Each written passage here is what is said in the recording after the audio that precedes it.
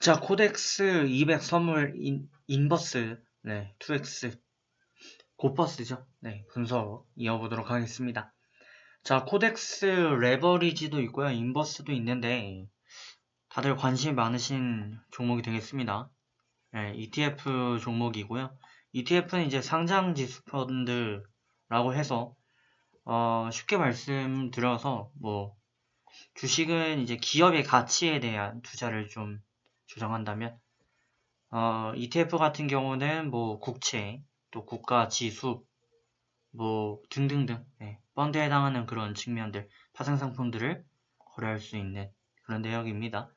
올해부터인가요? 바뀌어가지고 교육 이수를 해야 되죠.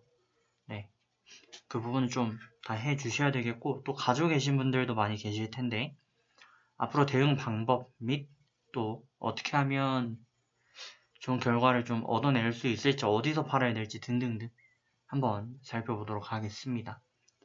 자, 그 전에 제가 전에도 한번 이제 분석을 한번 드렸어요. 분석 드리면서 말씀을 좀 드렸는데, 일단 고점비 거의 8배, 9배 막 폭락해 있네. 네, 인버스 2x인데 고버스인데, 이 부분에 대해서 이전에도 말씀드렸지만 인버스를 매수하심에 있어서 주의해야 되는 사항이 있습니다. 자, 예를 들어서 1000원짜리 종목이 있습니다. 1000원짜리 종목이 있는데 이게 50%가 올랐어요. 얼마죠? 네, 1500원 됩니다. 50% 올랐는데 여기서 50%가 내리면 어떻게 되죠? 1500원에서 50%가 내리면 750원이 됩니다. 자, 오를 때는 50%가 1500원인데 1500원에서 반토막 날 땐 750원 됩니다. 1000원이 아니죠. 자, 주식에서 몇 가지 함정이 있습니다.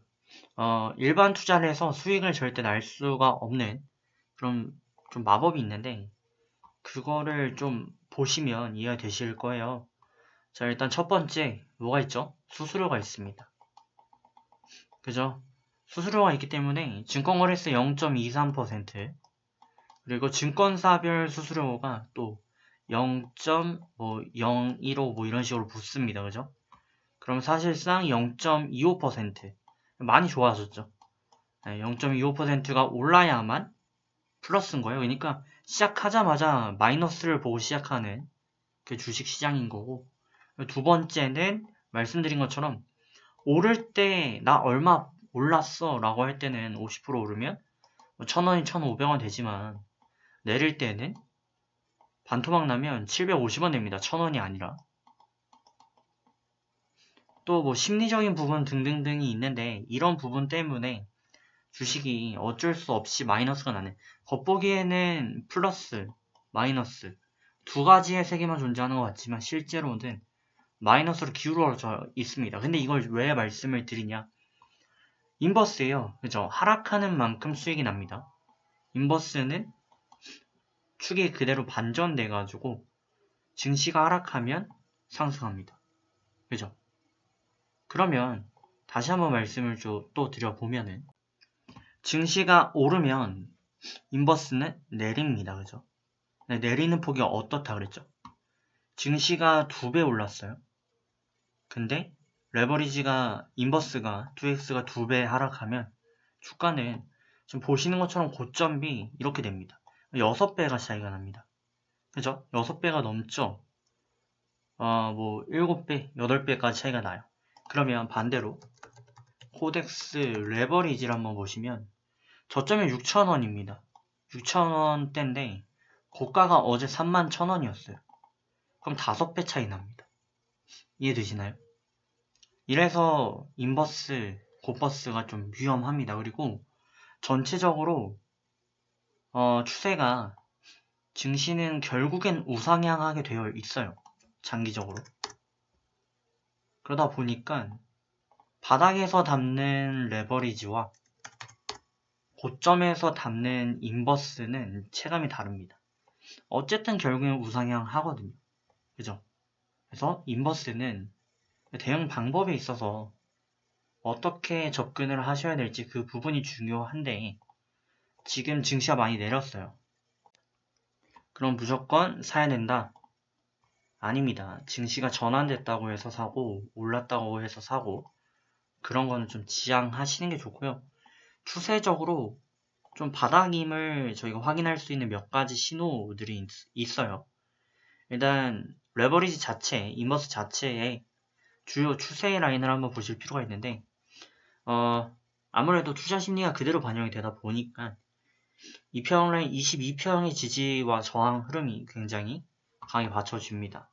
그래서 이때 돌파한 이후에 여기까지 올라갔고요. 또 이탈한 이후부터 횡보 구간에 돌입을 했죠. 그리고 돌파한 이후에 매도, 또 돌파한 이후에 매도. 그러면 이 타점을 보시면 매수, 매도, 매수, 매도, 매수, 매도 타점이 다 일치합니다. 그 말은즉슨 22평에 대한 지지와 저항이 굉장히 강력하다. 이때도 뭐 마찬가지였죠. 네. 물론 급등 중에는 손바뀜 현상이 일어나고 그에 따른 대응 방법이 또 차이가 생길 수밖에 없는데 지금 인버스 같은 경우는 바닥이라고 보기는 조금 이르다. 그렇게 볼 수 있습니다. 그래서 전에도 제가 무조건적으로 매수하지 마시고 1월 초쯤에 말씀드렸어요. 무조건 매수하지 마시고 왜냐면 하락할 때 그 폭이 커집니다. 뭐 4천, 뭐 3천 이때 매수하신 분들은 올라와도요. 올라온 값이 그렇게 크지가 않을 수 있어요. 네, 그렇기 때문에 무리하지 마시고 지금 비중을 어느 정도 조절하는 그런 국면으로만 좀 진입을 해 주시고 추세적으로 보면 11월 이후부터 22평을 돌파 마감한 적이 없었어요. 그죠? 이걸 돌파 마감하면 그때가 매수 타이밍이다. 즉 반대로 말해서 증시 대폭락 타이밍이 올 것이다. 라고 보시면 됩니다. 자, 반대로 레버리지 어떻게 대응을 해야 됩니까? 22평이 절대적인 지지 라인이고요. 단기적으로는 11선에 대한 지지도 강력합니다. 지금 흔들리고 있는 건 사실이지만 추세가 깨진 건 아니에요. 대략 증시로 봤을 때는 3,000포인트 정도? 네, 심리적으로 보통 뭐 3,112 뭐 이렇게 잡지 않잖아요. 그죠? 뭐 목표가든 지지든 결국에는 딱딱 떨어지는 라인에 굉장히 민감하게 반응할 수밖에 없고요. 그 라인이 3,000입니다. 그래서 일단 5일선 하나는 이탈했기 때문에 단기적으로는 이제 횡보 구간 이런 게 나올 가능성은 있어요.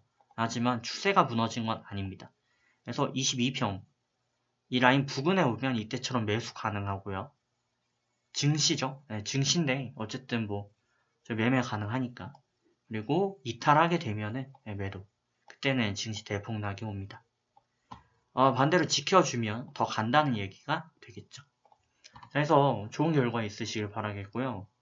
사실은 증시 대응하는 게 가장 안전하고 가장 좋은 대응입니다.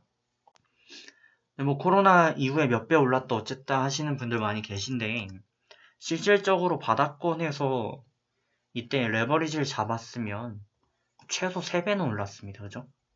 네, 그런 측면이 있기 때문에 굳이 딴 거 하실 필요 없고 저는 개인적으로 레버리지, 인버스 그 두 가지만으로도 충분히 큰 수익을 낼 수 있다고 보기 때문에 관심 깊게 잘 보시면 되겠고 또 좋은 대응 이어주시면 감사하겠습니다. 자, 그러면 저는 또 다음에 뵙도록 하겠습니다.